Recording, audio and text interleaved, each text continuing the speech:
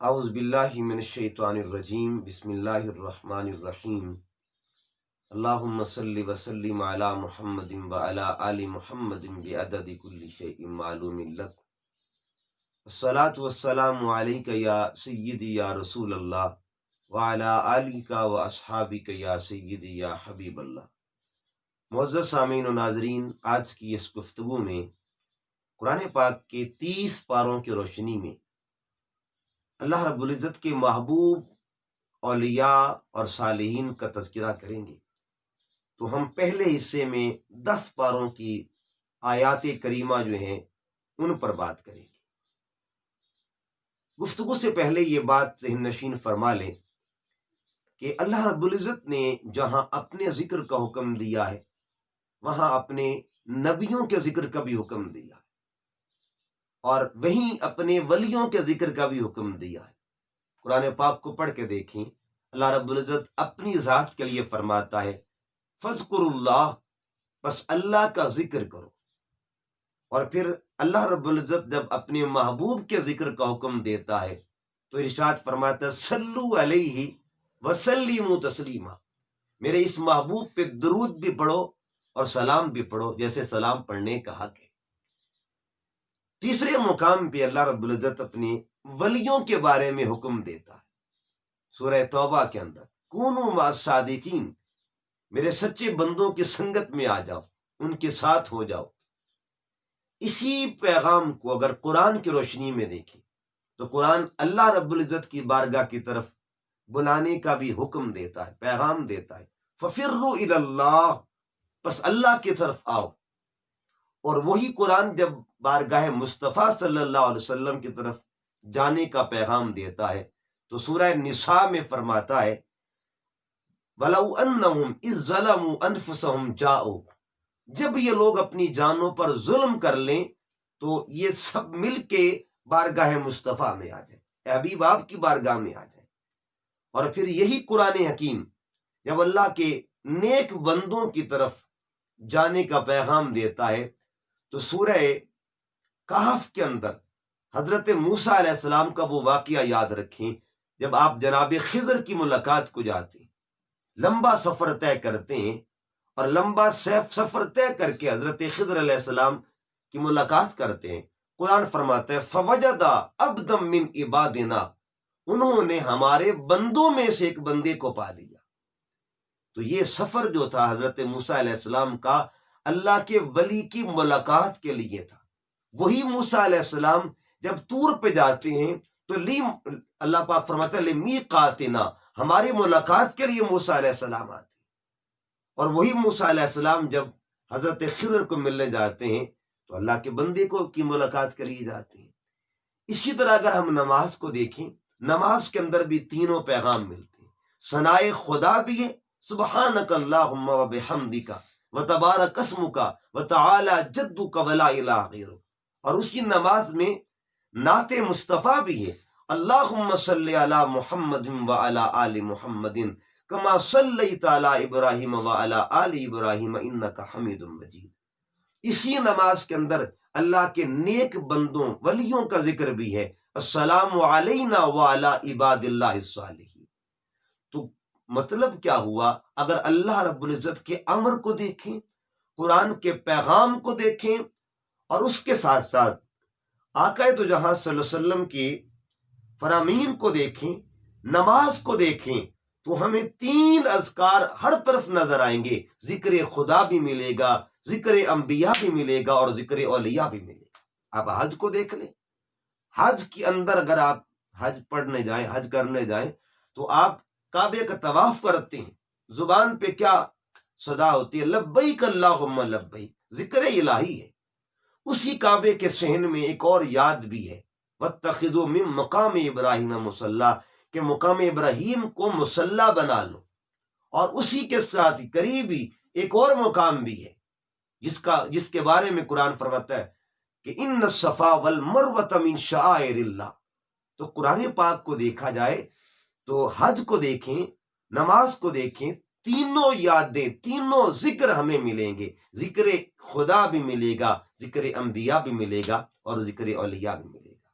تو آج ہم اسی ذکر کو، ذکر اولیاء کو، ذکر صالحین کو جو ہمیں قرآن سے ملا ہے، وہ ذکر صالحین جو ہمیں نماز سے ملا ہے، وہ ذکر صالحین جو ہمیں اعمال سے ملا ہے، حج سے ملا ہے، آئیے ہم قرآن کی روشنی میں اس ذکر کو اپنی زبانوں کا حصہ بناتے ہیں۔ قرآن پاک کا پہلا پارہ اگر ہم پڑھیں تو پہلے پارے کی پہلی سورت سورۃ الفاتحہ، اس کے اندر جو پہلی دعا ہے اس دعا کی تکمیل میں اللہ کے پیاروں کا وسیلہ شامل ہے، اہدنا الصراط المستقیم، اور آگے کیا آتا ہے؟ صراط الذین انعمت علیہم، مولا مجھے تیرے انعام یافتہ بندوں کا راستہ چاہیے۔ تو پہلی پارے کے اندر پہلی صورت میں انعام یافتہ بندوں کی دعا کی جاتی ہے، مولا مجھے ان کی راہ پہ چلا، اپنے پیاروں کے راستے پہ چلا۔ اسی کے ساتھ سورہ بقرہ کو پڑھ کے دیکھیں، سورہ بقرہ ایک گائے کے نام پہ ہے، اور اس گائے کی تاریخ یہ ہے کہ وہ بھی بنی اسرائیل کا ایک صالح جوان تھا، ایک اللہ کا بندہ تھا، ایک اللہ کا ولی تھا۔ مفسرین کرام نے اس کا تذکرہ کیا ہے، وہ اللہ کا ولی جو اللہ کا بھی محبت رکھتا تھا اور والدہ کی بھی اطاعت کرتا تھا، اللہ رب العزت کی محبت میں زندگی بسر کرتا ہے، زندگی اللہ کی بندگی میں گزار دی، اور ساتھ ساتھ والدہ کی خدمت میں زندگی گزار دی۔ تو اس کے ساتھ جو منسوب جانور تھا، اس جانور کا نام آج تک زندہ ہے۔ وہ جو گائے تھی وہ اللہ کے ایک ولی کی گائے تھی جس کا تعلق بنی اسرائیل کے ساتھ تھا۔ اسی طرح سورہ بقرہ کو پڑھ کے دیکھیں، اسی میں آیت نمبر 45 میں اللہ تعالیٰ نے اولیاء کے ایک درجے کا ذکر کیا ہے، صالحین کے درجے کا ذکر، جن کو خاشعین کہا جاتا ہے، اور نشانی کیا ہے؟ الذین یظنون انہم ملاقو ربہم، وہ اللہ کی ملاقات کا شوق رکھتے ہیں، اللہ کی ملاقات کا اپنے دل میں تمنا رکھتے ہیں، ملاقو ربہم، اللہ کی بارگاہ میں اللہ سے ملنے کا شوق رکھتے ہیں، تو اللہ رب العزت نے ان کا ذکر کیا۔ دوسرے پارے کو اگر پڑھ کے دیکھیں تو سورہ بقرہ میں اللہ پاک نے شان ذاکر و مذکور بیان فرمایا، فاذکرونی اذکرکم، تم میرا ذکر کرو تو میں تمہارا ذکر کروں گا۔ فاذکرونی میں امر ہے اور اذکرکم میں اجر ہے، امر بندہ کرتا ہے اور اجر اللہ دیتا ہے۔ جب اللہ کے پیارے اللہ کا ذکر کرتے ہیں تو وہ عمل کرتے ہیں، اور جب اللہ اپنے پیاروں کا ذکر کرتا ہے تو اللہ کی بارگاہ سے اجر ملتا ہے۔ اسی طرح اسی سورہ مبارکہ میں سورہ بقرہ دوسرے پارے کے اندر اگر پڑھ کے دیکھیں تو حضرت ہاجرہ کا ذکر ہے، جہاں وہ چلتی تھی، جن پتھروں پر ان کے قدم لگے ہیں ان کا نام آج تک زندہ ہے، اور ان پتھروں کی شان کیا ہے؟ ان الصفا والمروۃ من شعائر اللہ، بے شک صفا اور مروہ کی پہاڑیاں اللہ کی نشانیوں میں سے ہے۔ اسی دوسرے پارے کی آیت نمبر 247، اس میں اللہ پاک نے ارشاد فرمایا، سورہ بقرہ، تابوت سکینہ کا ذکر کیا، اور تابوت سکینہ کیا تھا؟ یہ وہ صندوق تھا جس میں اللہ کے پیاروں کی منسوب جو تھی، نسبت والی چیزیں موجود تھیں، کسی کا لباس تھا، کسی کے نالین تھے، اللہ کے پیاروں کے استعمال شدہ اشیاء تھیں جن کی اس دور کے اندر اتنی تکریم کی جاتی تھی۔ اسی تابوت سکینہ کو فرشتے اٹھا کرتے تھے، اور اسی تابوت سکینہ کا واسطہ دے کر جنگوں میں فتح مانگی جاتی تھی اللہ کی بارگاہ سے۔ کیوں؟ اس تابوت کے اندر اللہ کے پیاروں کی استعمال شدہ اشیاء تھی۔ اللہ پاک نے اس صندوق کا بھی ذکر کیا ہوا ہے قرآن کی روشنی میں۔ اسی طرح پارہ نمبر 3 کو جب ہم پڑھتے ہیں تو پارہ نمبر 3 کے اندر آیت نمبر 27 اور 28 سورہ آل عمران، اس میں اللہ رب العزت نے اپنی ایک محبوب ولیہ کا ذکر کیا، ایک بندی کا ذکر کیا، ایک پیاری بندی کا ذکر کیا جن کو سیدہ مریم کہتے ہیں، اور حضرت مریم کا وہ حجرہ، یعنی جہاں اللہ کے ولیوں کا ڈیرا ہونا، اللہ کے پیارے جہاں رہتے ہیں، اللہ ان مقامات کا بھی قرآن میں ذکر فرماتا۔ حضرت مریم کا حجرہ تھا، اس حجرے میں آپ اللہ کی بندگی کرتی تھی، عبادت کرتی تھی، اور وہی حجرہ تھا جس میں جناب زکریا علیہ السلام جب اس میں داخل ہوئے، قرآن نے ذکر کیا کلما دخل علیہا زکریا المحراب، اس حجرے میں داخل ہوئے، کیا دیکھا؟ وجد عندہا رزقا، بے موسم پھل پڑے تھے، آؤٹ آف سیزن پھل پڑے تھے۔ پوچھا اے مریم بیٹے یہ پھل کہاں سے آئے؟ تو آپ نے جواب دیا ہوا من عند اللہ، خالو جان یہ میرے اللہ نے دیے۔ تو آپ نے ہنالک دعا زکریا ربا، جب یہ دیکھا کہ حضرت مریم کو تو بغیر موسم کے پھل ملے ہیں، آپ کی عمر ڈھل چکی تھی، بڑھاپا غالب تھا، آپ نے وہیں کھڑے کھڑے دعا مانگی کہ مولا مریم کو بے موسم پھل عطا فرماتا ہے، میرا بھی موسم گزر چکا ہے، یعنی جوانی ڈھل چکی ہے، بڑھاپا ہے، مجھے بھی پھل عطا فرما دے۔ قرآن فرماتا ہے وہیں پہ کھڑے کھڑے اللہ نے دعا قبول فرمائی اور آپ کو حضرت یحییٰ علیہ السلام کی خوشخبری سنا دی۔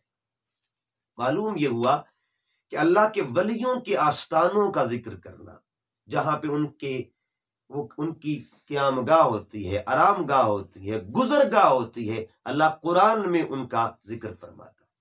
اسی طرح کرامت کا بھی ذکر ہے اسی پارے کے اندر۔ چوتھے پارے کو اگر ہم پڑھ کے دیکھیں تو چوتھے پارے کے اندر جو پہلا صفحہ ہے، آل عمران صورت ہے، آیت نمبر 107، مگر پارہ نمبر 4 ہے، اس میں اللہ پاک کیا فرماتا ہے؟ وَأَمَّا الَّذِينَ ابْيَضَّتْ وُجُوهُهُمْ، قیامت کے دن اللہ ان چہروں کا ذکر کرتا ہے جو نور سے چمک رہی ہوں گی، روشنی ہی روشنی ہوگی، چہروں پر نور مچل رہا ہوگا اور نور چہروں پر ہوگا۔ اللہ پاک نے نورانی چہرے والوں کا ذکر کیا ہے، وَأَمَّا الَّذِينَ، وہ لوگ، ابْيَضَّتْ وُجُوهُهُمْ، وہ لوگ جن کے چہرے اس دن اس طرح تر و تازہ ہوں گے، روشن ہوں گے، ففی رحمت اللہ، وہ اللہ کی رحمت میں ہوں گے۔ اسی طرح اسی پارہ کے اندر، پارہ نمبر 4 کے اندر، سورہ آل عمران آیت نمبر 134، اللہ پاک نے پھر اپنے پیاروں کا ذکر کیا۔ کون سے لوگ؟ والکاظمین الغیظ، یہاں سیرت کا ذکر ہو رہا ہے، یہاں ان کے کردار کا ذکر ہو رہا ہے۔ والکاظمین الغیظ، غصے کو پیچانے والے، والعافین عن الناس، اور لوگوں کو معاف کرنے والے۔ اس کا مطلب یہ ہوا اللہ تعالیٰ اپنے پیاروں کو بھی معافی دینے والا بنا دیتا ہے۔ تو ان کی دو شانیں، کاظمین اور العافین، اور آگے اللہ فرماتا ہے واللہ یحب المحسنین، اللہ ایسے محسن ہوتے محبت فرماتا۔ 5واں پارہ، 5ویں پارے میں اللہ پاک نے پھر ذکر کیا ومن احسن دینا ممن اسلم وجہہ للہ، وہ لوگ جو اللہ کی رضا چاہتے ہیں، اللہ کی منشا چاہتے ہیں، اللہ کی مرضی چاہتے ہیں، اللہ کی رضا کے تالے ہوا کرتے ہیں۔ 125 نمبر آیت ہے سورہ نساء کی، اللہ پاک نے ذکر فرمایا اپنے پیاروں کا۔ اور پارہ نمبر 6 کو اگر پڑھ کے دیکھیں، اللہ رب العزت نے سورہ مائدہ کی آیت نمبر 55 میں 3 ولایتوں کا ذکر فرمایا، 3 ذکر کیے۔ میں نے پہلے عرض کیا حمد بھی ہو، نعت بھی ہو اور منقبت بھی ہو۔ حمد خدا کی ہوتی ہے، نعت انبیاء کی یا ذات مصطفیٰ کی ہوتی ہے، اور منقبت اولیاء کی ہوتی ہے۔ ایک ہی آیت میں تینوں تصورات قرآن نے دیے، تینوں اذکار قرآن نے پاک نے بیان فرمائے۔ پارہ نمبر 6 سورۃ المائدہ آیت نمبر 55، انما ولیکم اللہ، بے شک تمہارا ولی اللہ ہے، ورسولہ، اور تمہارا ولی اللہ کا رسول ہے، والذین آمنوا، اور ایمان والے بھی۔ 3 ولایتوں کا ذکر ہے، ولایت خدا، ولایت مصطفیٰ اور ولایت اولیاء، یہ 3 کا ذکر ہوا ہے۔ تو قرآن پاک میں اللہ رب العزت نے اس انداز میں بھی اپنے پیاروں کی ولایت کا ذکر کیا ہے۔ پارہ نمبر 7 کو پڑھ کے دیکھیں تو پارہ نمبر 7 میں اللہ تعالیٰ نے اہل معرفت کا ذکر کیا۔ کون اہل معرفت؟ جو قرآن پاک سننے کو ذوق رکھتے ہیں۔ وَإِذَا سَمِعُوا مَا أُنزِلَ إِلَى الرَّسُولِ تَرَىٰ أَعْيُنُهُمْ، پہلے سماعت ہوتی ہے، پر جب سماعت کا ذوق جو ہے نا وہ کمال پہ چلا جاتا ہے، پھر آنکھوں سے چھم چھم آنسو برستے ہیں۔ تو اللہ رب العزت فرماتا ہے مما عرفوا من الحق، یہ وہ لوگ ہیں جنہوں نے حق کو پہچانا۔ پارہ نمبر 8 میں اللہ رب العزت نے نور بانٹنے والے لوگوں کا ذکر کیا ہے۔ آیت نمبر 122 میں فرمایا अवमन काना मैतन फाहयैनाहु वजअलना लहू नूरा यमशी बिही फिन्नास। हालत अदम से जब बंदा वजूद में आता है, अल्लाह रब्बुल इज्जत अपने बंदे को नूर अता करता है, और फिर वो नूर यमशी बिही फिन्नास, वो नूर लोगों में चलता है, लेके चलता है, नूर बांटता है। तो आयत नंबर 122 जो है सूरह अनआम की, ये ऐलान कर रही है कि अल्लाह के कुछ बंदे नूर भी बांटा करते हैं। यमशी बिही फिन्नास, लोगों में नूर लेके चलते हैं, नूर तौहीद बांटते हैं, नूर मोहब्बत बांटते हैं, नूर अखलाक बांटते हैं, नूर तकवा बांटते हैं। अल्लाह रब्बुल इज्जत की मोहब्बत का, अल्लाह की मारिफत का, अल्लाह रब्बुल इज्जत की प्यार का नूर बांटते हैं। तो इनका जिक्र कुरान पाक के 8वें पारे में हो। पारा नंबर 9 को अगर पढ़ के देखें तो सूरह अनफाल की आयत नंबर 2, उसमें अल्लाह रब्बुल इज्जत ने अपने उन प्यारों का जिक्र किया है। मैं इन्नमल मुमिनून, वो लोग जो मोमिन ईमान वाले हैं, उनकी निशानी क्या है? अल्लज़ीना इज़ा ज़ुकिरल्लाह वजलत कुलूबुहुम, जब उनके सामने जिक्र इलाही किया जाए तो उनके दिल वजद तारी हो जाता है, दिलों पे, तो दिल वजद में आ जाते हैं, तो उनके दिलों पर भी वजद तारी होता है। अल्लाह के ऐसे बंदे भी हैं जिनका जिक्र सूरह अनफाल की आयत नंबर 2 पारा नंबर 9 में। अगर हम पारा नंबर 10 को देखें तो सूरह तौबा की आयत नंबर 26 में अल्लाह रब्बुल इज्जत ने अपने उन प्यारों का जिक्र फरमाया जो हुजूर की संगत में रहते थे, आका सल्लल्लाहु अलैहि वसल्लम की मैयत में रहते थे, रफाकत मुस्तफ़ा का एजाज जिनको मिला हुआ था, खैरात मिली हुई थी, हुजूर की सोहबत में रहते थे। और उनकी शान अल्लाह पाक ने कुछ यूं बयान फरमाई, सुम्मा अंज़लल्लाहु सकीनतहु अला रसूलिही व अल मुमिनीन व अंज़ला जुनूदन लम तरौहा, कि अल्लाह अपने महबूब पर और उसकी संगत में रहने वालों पर सकीना, तस्कीन नाजिल फरमाता है रहमत की सूरत में, और फरिश्ते उतरा करते हैं। मालूम ये हुआ कि अल्लाह रब्बुल इज्जत अपने प्यारों की निस्बत जो है, अपने महबूब सल्लल्लाहु अलैहि वसल्लम की निस्बत के जरिए अपने बंदों को फैज़ अता फरमाता है। यानी जिस सुकून का फैज़ हुजूर को मिल रहा है, उसी सुकून का फैज़ हुजूर के गुलामों को नसीब हो रहा है। इधर नबूवत है और उधर सालिहियत है। अल्लाह नबी पर भी तस्कीन नाजिल फरमा रहा है और नबी के गुलामों पर, साले बंदों पर, सहाबा कराम पर भी तस्कीन नाजिल फरमा रहा है। तो ये 10 पारों की रोशनी में हमने अल्लाह के बंदों का जिक्र किया। इंशाअल्लाह दूसरे पार्ट में हम अगले 10 पारों का तज़किरा करेंगे। अल्लाह रब्बुल इज़्ज़त की हुजूर अर्ज़ गुज़ार हूँ, अल्लाह पाक हमें अपने जिक्र के साथ अपने प्यारों के जिक्र का भी ज़ौक़ नसीब फरमाए। वमा अलैया इल्लल बलाग।